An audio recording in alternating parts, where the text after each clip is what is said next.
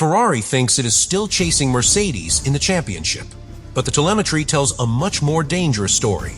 Antonelli has produced roughly 44% of the fastest flying laps in the early season. Hamilton is far behind at around 11.34%. Leclerc is even lower. And that gap is not just about raw speed. It is about how Mercedes creates speed, energy recovery, corner exit, electrical deployment, active aerodynamics, repeatable race pace. Mercedes is not just finding lap time once, is finding it again and again. And that is the warning Ferrari cannot ignore. If Mercedes has already understood the 2026 car better than Ferrari, then Hamilton and Leclerc are not just chasing a faster team. They are chasing a concept that may already be built for the future. Subscribe to the channel. At first, Ferrari's position looked strong enough to believe in. Hamilton was still close in the championship. Leclerc was still dangerous on the right weekend. Ferrari still had the name, the pressure, the history, the fan belief, and the kind of driver pairing that can turn any Grand Prix into a threat. From the outside, it looked like a fight Mercedes could not relax in. But data does not care about outside appearances. That is the problem. The points table can make a battle look closer than it really is. A safety car can save a weekend. A rival's retirement can hide a pace gap. Strategy can make a car look better than its raw performance. One brilliant drive can cover a weakness for a few days. Telemetry is colder. It shows how the lap is being made, where the car gains time, where it loses it, where the driver can attack, where the car protects energy, where the tires survive, where speed is being created, not just where it appears at the finish line. And that is where Mercedes begins to look different from Ferrari. Because this 2026 season is not being decided by simple power anymore. It is being decided by how intelligently a car uses power. That is the first key. In the new era, electrical deployment matters enormously. Energy recovery matters. Corner exit matters. The way a driver rotates the car before applying throttle matters. The way the car changes its aerodynamic balance between corners and straights matters. It is no longer enough to have one fast straight. The car has to connect the whole lap.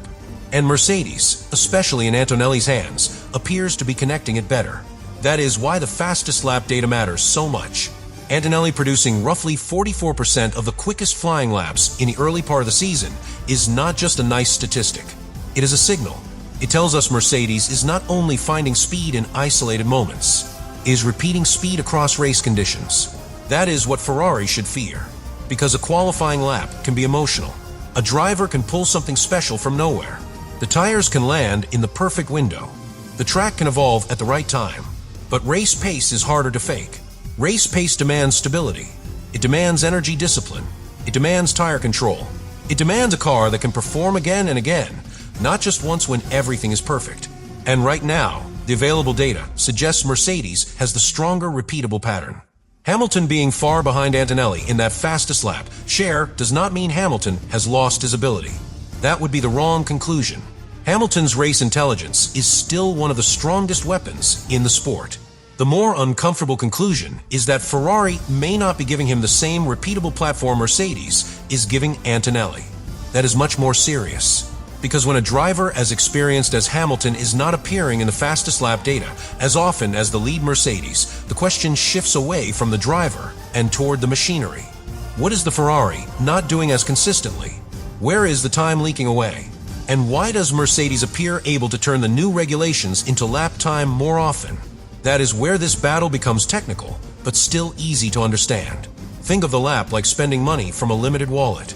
Every time the driver exits a corner, uses electrical power, or fights traction, he is spending something. If he spends badly, he may look aggressive for a moment, but he has less left later. If he spends wisely, the whole lap becomes stronger. Mercedes appears to be spending better. Ferrari may still have moments of speed, but Mercedes looks more efficient in the way it builds a lap from one corner to the next. That difference is subtle at first. Then it becomes brutal. A little cleaner energy recovery under braking. A little less wheel spin on exit. A little better deployment down the straight. A little more confidence when the active aerodynamics change the balance of the car. None of those details looks enormous alone, but together they become the gap. And once a team understands how to repeat those details, the advantage starts compounding. That is why Ferrari cannot treat this as a normal early season deficit. This is not simply bring a wing upgrade and move on. If Mercedes has understood the rhythm of the 2026 rules better, Ferrari must respond at the level of concept. Not just add more speed. Find a better way to create it. That is a much harder problem, because Formula One development is not magic. You cannot simply decide to be more efficient. The car has to allow it. The power unit has to support it. The aero platform has to stay stable. The drivers have to trust it. The tires have to survive it. Everything is connected. And right now, Mercedes' connection looks stronger. Antonelli is a huge part of that. He seems naturally matched to what this new Mercedes wants. He is willing to rotate the car early. He can take tighter lines. He appears comfortable with a car that changes underneath him as the aerodynamic balance shifts. He does not look like he is waiting for the car to become perfect before attacking. That matters because 2026 rewards controlled aggression. Too smooth, and you may not rotate the car early enough. Too aggressive, and you waste energy or tire grip. The perfect lap lies between those two things. Antonelli seems to be finding that place quickly. And the scary part for Ferrari is that he is still young enough to keep improving. A rookie leading this kind of data is dangerous because he should still have growth left. His race starts can improve. His feedback can sharpen. His tire management can mature. His understanding of how to control a Grand Prix can deepen. So Ferrari is not chasing a finished driver. It is chasing a driver and a car combination that may still be expanding. That is why the gap feels more serious than the championship table alone suggests. Hamilton can fight. Leclerc can fight. Ferrari can still win races. But if Mercedes is learning faster, Ferrari is not just chasing today's pace. It is chasing tomorrow's Mercedes. And tomorrow's Mercedes could be even stronger. The Canada upgrade package is part of that concern. Mercedes brought changes across the car, including aerodynamic work and updates aimed at starts. Antonelli later suggested the team had not yet seen the full benefit of the package. That is a frightening phrase for every rival.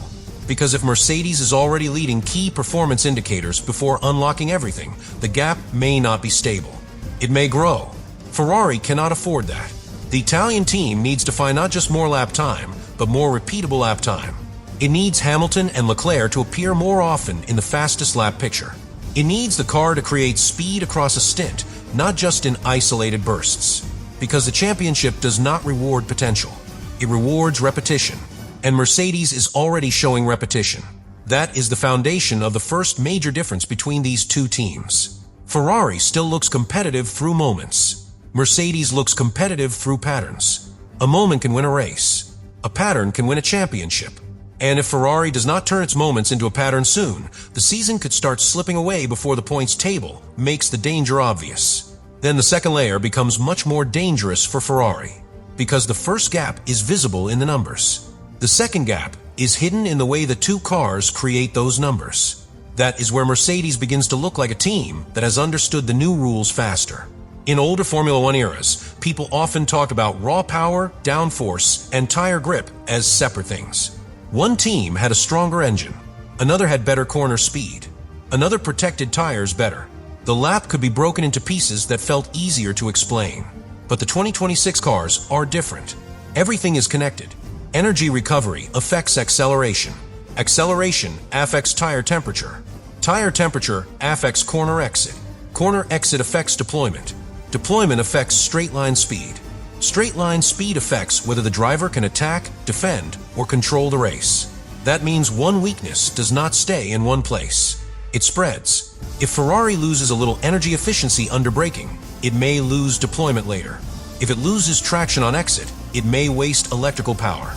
If it wastes electrical power, it may be weaker at the end of the straight. If it is weaker at the end of the straight, the driver may have to defend harder, use the tires more, and compromise the next section. That is how a tenth becomes 2/10, then 3, then a race gap that looks mysterious from the outside. Mercedes seems to be doing this chain more cleanly. That does not mean the Mercedes is perfect. It has already shown weaknesses, especially around starts and reliability moments. But when the car is in rhythm, it appears to link the lap together better than Ferrari. And in 2026, linking the lap together may be the entire championship. Antonelli is the best proof of that. His strongest performance does not look like one special trick. It looks like a complete rhythm. Early rotation into the corner, clean energy use, strong acceleration zones, less wasted motion, more repeatable pace over a stint. That is why his fastest lap share matters so much. It is not just a number beside his name. It is evidence of repetition. And repetition is the thing Ferrari must fear most. A Ferrari driver can produce a brilliant lap. Hamilton can still turn a race with intelligence, tire feel, and timing. Leclerc can still create qualifying magic when the car gives him enough confidence. But if Mercedes is repeating its pace more often, Ferrari's brilliance becomes reactive. Mercedes sets the rhythm. Ferrari responds. And in a championship, the team setting the rhythm usually controls the story. This is where Hamilton's position becomes so interesting. He is second in the championship, which means Ferrari is not out of the fight. He is close enough to keep pressure on Mercedes. He has the experience to survive difficult weekends and collect points when others waste them. But the fastest lap data suggests he is not being given the same repeatable weapon that Antonelli has. That creates a strange situation. Hamilton can still fight the championship, but he may be fighting it with a car that needs more perfect circumstances to match Mercedes. That is a dangerous way to live, because perfect circumstances do not arrive every weekend. Sometimes the tires are slightly wrong. Sometimes the traffic appears at the worst time. Sometimes the safety car destroys a strategy. Sometimes the car looks strong in one sector, then loses the race in two others. A championship car has to survive imperfect weekends. Mercedes, even with its own flaws, appears to have a stronger performance base when the race settles into rhythm. That is the difference Ferrari must solve.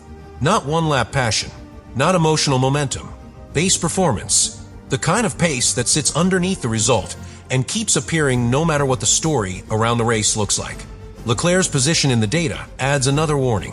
If Ferrari's car were fundamentally matching Mercedes, you would expect both Ferrari drivers to appear more strongly in repeated fastest lap indicators. But the gap to Antonelli suggests the car is not delivering that kind of repeatable peak often enough.